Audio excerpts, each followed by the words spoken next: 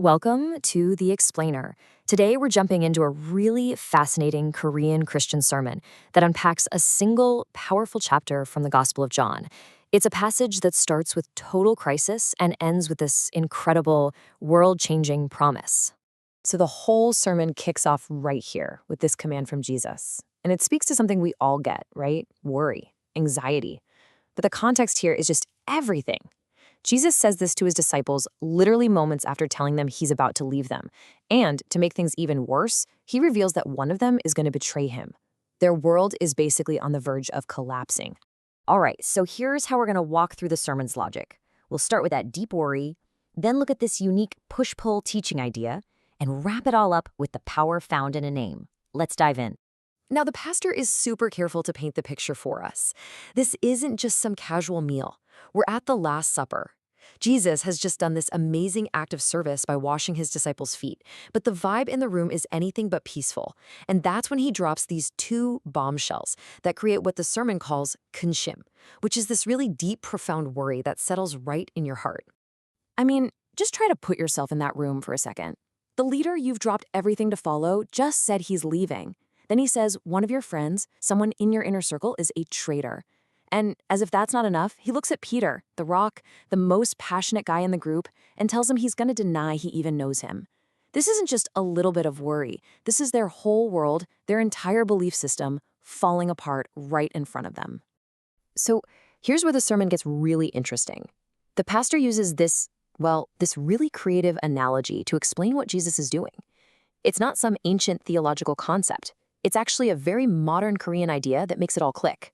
The term is miltang. It literally means push-pull. And it's a term you hear all the time in Korean culture, usually when talking about dating. You know, it's that dynamic where someone creates a little distance to build tension, only to then pull the other person in closer. Well, the pastor argues this is exactly what Jesus is doing spiritually.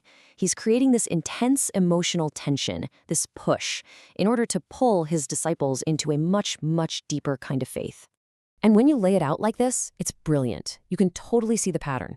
The push, one of you will betray me. It's shocking. The pull, but don't let your hearts be troubled. The push, you can't come with me where I'm going. The pull, because I'm going to prepare a place for you. See, it's not about being harsh. It's a very intentional method of guiding them through their biggest fears to find a faith that's unshakable. But you know, the disciples, they're just not quite there yet. They are stuck thinking in purely physical terms about maps and roads and destinations. And this leads us right to our first big moment of confusion, brought to you by good old Practical Thomas.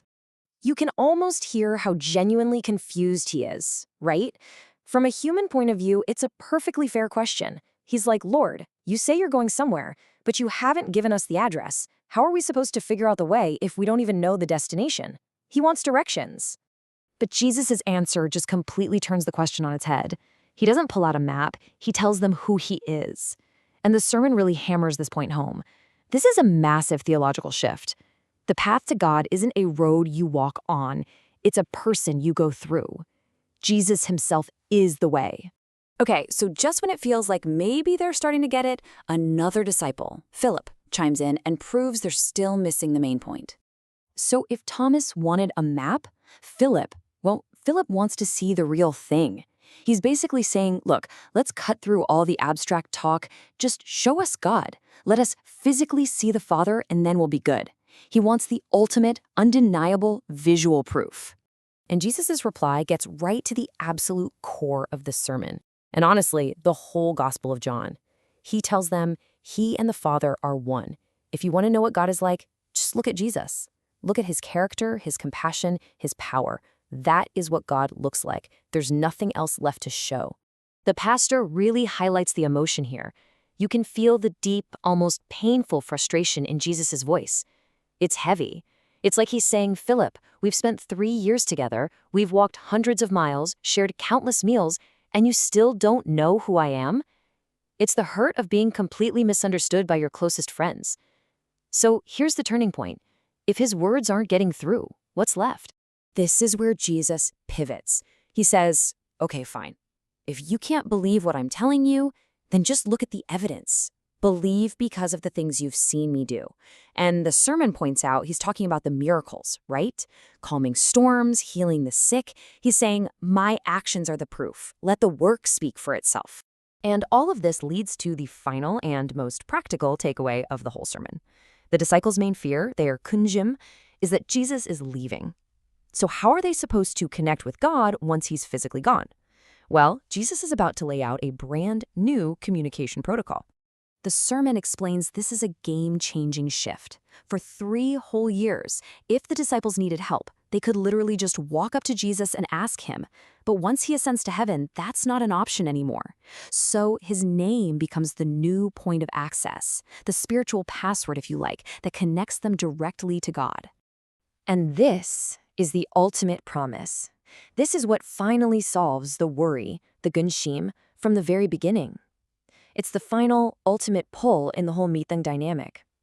Even though he's leaving, his power, his authority, it's all still right there, fully accessible to them. His departure isn't him abandoning them, it's him empowering them through his name. And so the sermon leaves us with this much bigger question, one that goes way beyond just prayer. What does it actually mean to do something in someone's name? It suggests you're acting with their full authority, you're representing their character, you're carrying on their mission. It's like being an ambassador. So the question for us is, what does it truly look like to carry on a legacy, to act with the full authority of someone else's name?